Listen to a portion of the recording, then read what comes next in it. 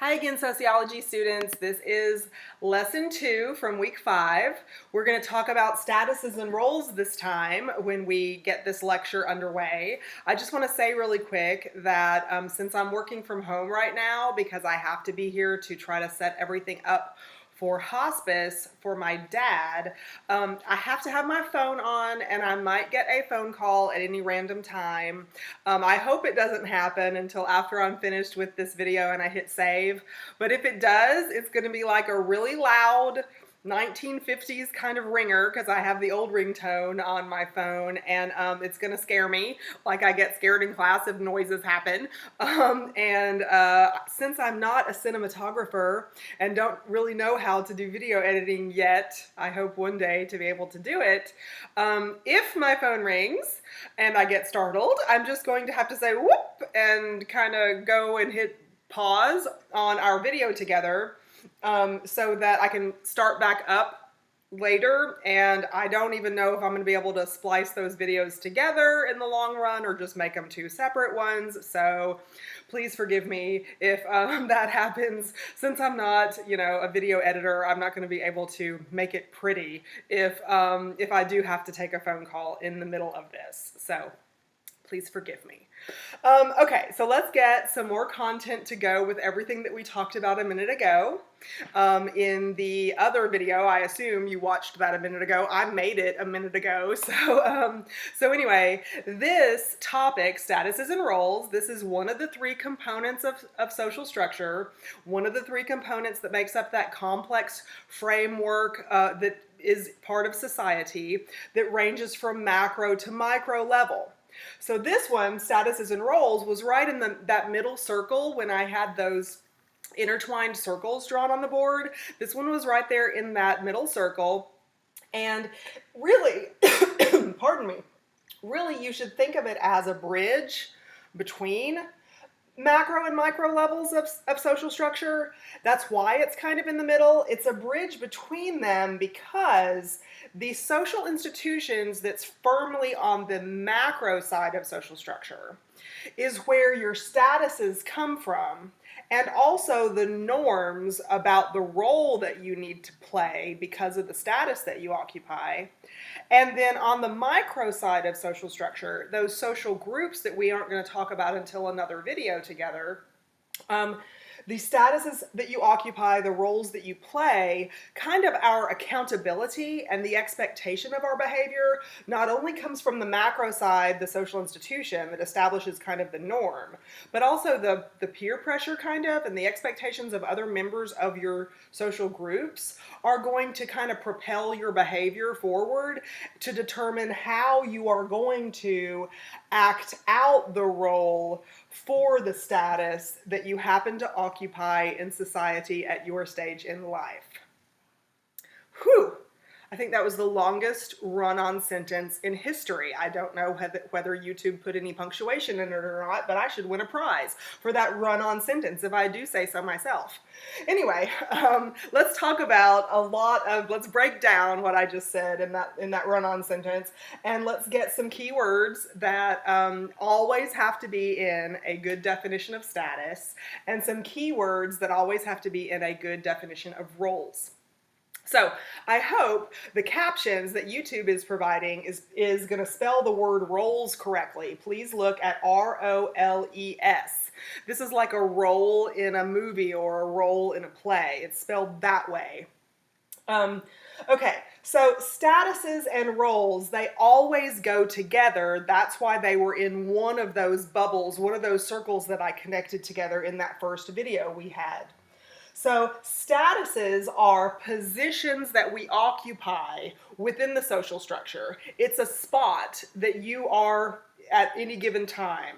Right now, one of the spots in society that you occupy is a student, right? That's why you're on my YouTube channel right now watching this. I am a teacher. That's why I'm posting stuff to my YouTube channel for you to watch, because I occupy the position of employee, teacher specifically, and you are a student, right? And so that's your status in society right now, one of many. statuses that you occupy. For project 2, one of the things that you're going to do is determine your status set. Because not only am I a teacher, but I'm a caregiver for my father, I'm a wife to my husband, I'm a caregiver for my dogs, I am a sister, I am a Catholic, I am, etc., etc. Many different things that I can say I am. These are statuses that I occupy, positions that I occupy in society. But you can't just occupy a position in society without expectations for behavior associated with that position. That's where role comes in. And that's why there's never a status without a role that goes with it. So these two things are always linked. So the role is the part that you are obligated to play because of the status that you occupy in society. Okay? So they're always linked. So you are a student. So student has certain expectations that come from the norms established by the social institution called the education system.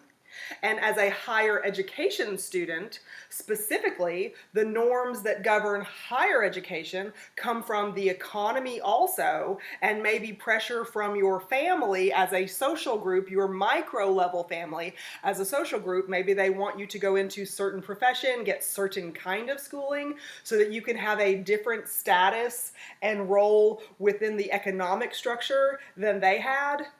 Do you see what I'm doing here? I am bridging the gap between macro scale social structure. I'm pointing over here because that's where I had it written on the board a minute ago in that other video. And micro scale social structure, which is the social groups that we haven't gotten to yet, but they play a significant part in guiding our behavior overall, because they're the people that we're accountable to, right?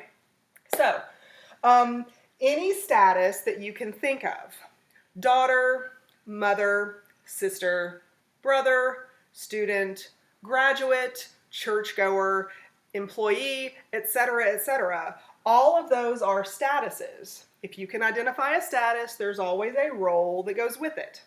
So student is one of your statuses, and I can ask any student anywhere across the entire United States, what are the duties associated with your position? And without consulting each other, without studying ahead of time, because in our socialization process, we had life experiences to teach us that students must study, students must attend class, or virtually like we're doing, students must complete assignments, students must follow deadlines, students must be successful overall. You can't fail too many classes and have to repeat too many classes. That kind of behavior is not associated with proper behavior of a student. So I can be in Honolulu, I can be in Jackson, Mississippi, I can be in Helena, Montana, I can be in Bangor, Maine, I can be any of these places, and ask a higher education student, what part do you play in society as a student? What are the duties, in other words, what are the duties that society kind of places on you as a student? And, you know, you're going to come up with the same things: study, go to class, take notes, deadlines, etc. Right? Complete within a certain period of time. We're not supposed to be a student forever. You're supposed to complete your higher education within a certain time frame, right? And I don't just necessarily mean a time of life, although there is an assumption. I've noticed when I have a student who is older, such as my age range, if I have a student who's my age range in my classes, it never fails. They always are compelled to tell me how long it's been since they were in high school, how worried they are, or how determined they are, whichever one it is, to do well because of that length of time away from organized education. They identify themselves as, I know I am different because my other classmates, I assume, just came out of high school, or they look younger than I am.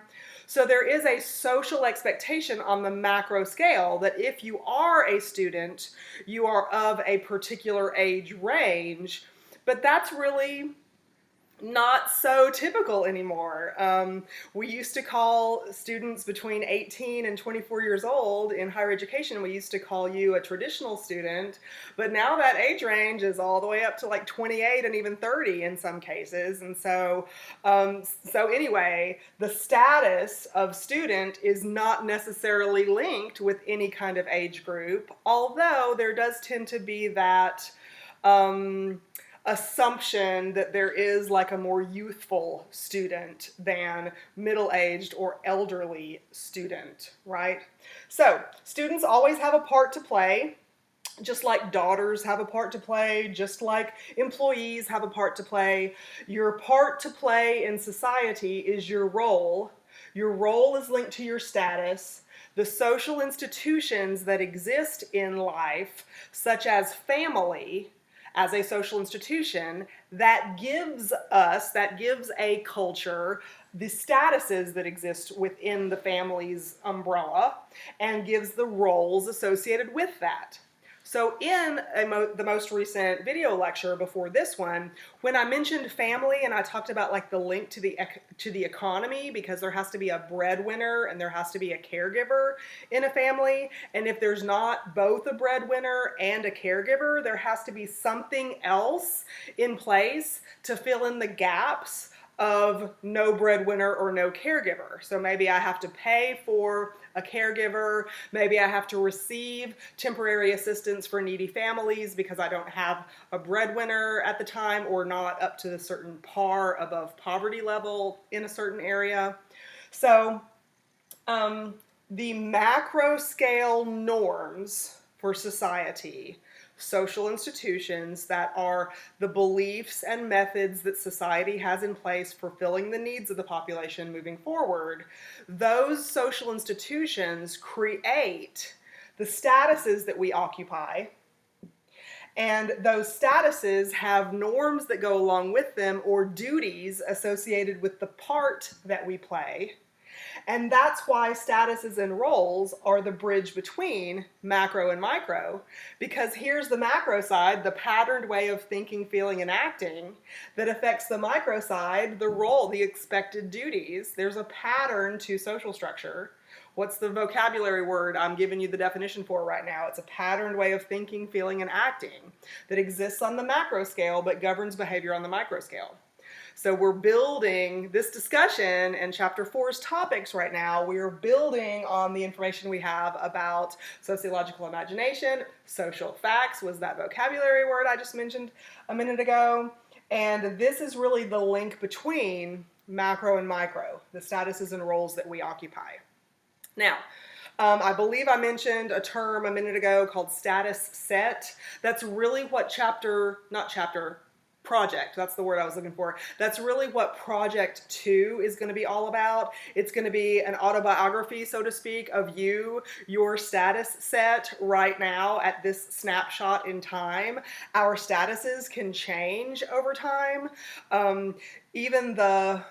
Or definitely our roles change over time. So for instance, a mother, there's a status, a mother of a newborn baby or of small children, that mother has a particular set of duties associated with motherhood, the role, and that role that that mother fills is going to change as her children age.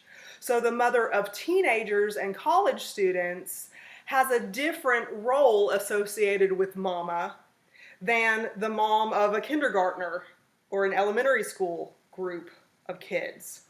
Then when those children are economic age, like job force age, out of college, out of school, in the workforce, mama or mother as a status transitions again. So there's different duties now associated with being the mother of a 30-year-old than there was mother of a 20-year-old, than there was mother of a 10-year-old. So sometimes the status doesn't change, but your role changes associated with that. Student, one of your statuses, pardon me, student is not a role, it's a status, it's a position that you occupy. It has a role that goes with it because there's a long list of duties that are expected of you. as a student. So student is one of those statuses that you are expected, as part of the role associated with student, you are expected to transition out of it, right? You are expected to stop being a student at some point and be a graduate, be an employee, be career-oriented, so to speak, or family-oriented, so to speak.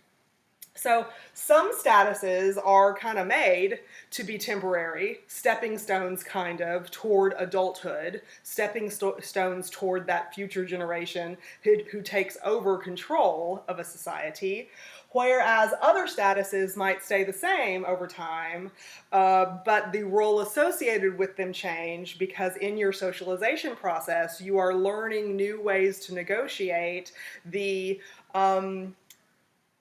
part that you're supposed to play regarding the age that you are within the overall social structure. So that brings us to a point where I can erase this and we look more specifically at some different statuses and roles that are going to be helpful for you, particularly on Project 2 and also questions from the midterm about where you are and what your statuses and roles are in society. So let's break the word status down into three different types of statuses, okay? Let's talk about the first two types. Yeah, I'll do it this way. I will put ascribed status here. That's one of the two terms for status, ascribed status. And achieved status over here. Did I spell that right? I think I did not. There, I think that's spelled right now. So we have ascribed statuses and achieved statuses, two of the three types of statuses that we're going to talk about. Ascribed status is a type of status that we have no control over. It's something that exists in the norms of society that is just assigned to us. So an ascribed status is assigned to us either at birth or involuntarily sometime later, okay? So it's either assigned at birth or later, it's just involuntary. You go through no effort to try to get it, it just happens. Okay, so involuntary. Okay, so that's what an ascribed status is. It's assigned to you, so you have no choice. So I'm 40-something, I have no choice, right? That's the ascribed status that I have is my age. And so there are social norms that are seen as appropriate for 40-something people that maybe some of the things that were appropriate for me as a 20-something person are still appropriate for me as a 40-something person. But other things you wouldn't necessarily expect of somebody who is aging, who is in middle age and progressing into later life. There's that phrase, act your age, right? Well, we can look at that simple phrase in English, act your age. That's a sociological statement. If you analyze it that way, age is a status that we occupy, a position in society. And when somebody says act your age, the act part of that statement is referring to the role associated with the age range that you are. So if you hear the term midlife crisis, you're talking about somebody who is at an age where they are behaving in a way not typically acceptable for the age that they occupy at that point in their lives, right? So these are social behaviors that we can analyze from a status and role point of view. So age is an ascribed status. Your sex category is an ascribed status. Your race, race has a social definition to it. Race is not a scientific classification, it's a social classification. We'll get into that more deeply in chapter 9 or something. I can't remember what chapter it is, but it's in our near future. Race is an ascribed status that has norms associated with different racial groups that are defined specifically for one society. It's different in another society, different in another society. We'll talk about that a little bit more. And then here is one that sometimes people are oh, I almost want to say confused about. It's not so much that it's confusing, it's just more complicated to understand it at first. Chapter 7, we're going to talk about social class. Um, Class is something, this is associated with our socialization process. So remember, we begin to learn at birth and we don't stop until death in our socialization process. That's part of the definition, part of a good definition. We learn our self-identity, we learn behaviors, attitudes, conditions appropriate for our particular position in life, according to our social group that we belong to. We learn behaviors about our social class position from our socialization process so deeply that most often it's very, very difficult to transition to a different way of thinking. It's very, very difficult to fully move from one mindset of social class to the next. This is really complicated and fascinating, and we're going to get into this particular ascribed status very deeply in chapter 7. But think about the socialization process.